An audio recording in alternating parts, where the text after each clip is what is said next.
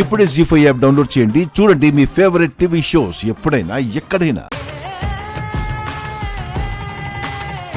నాకు ఈ దెబ్బ తగిలినందుకు ఏ బాధ లేదు నాన్న.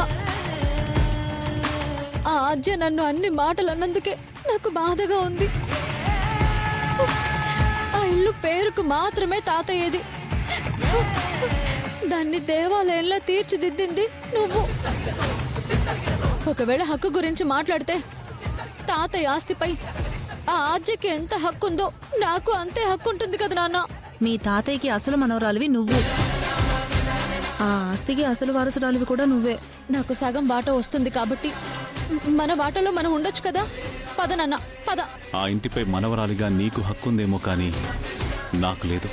నాదైనప్పుడు మీది కాదా నాన్న?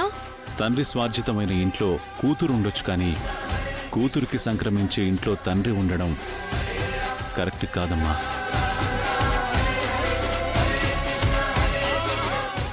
జీ5 యాప్ డౌన్లోడ్ చేసి అన్ని ఎపిసోడ్స్ పూర్తి ఉచితంగా చూడండి.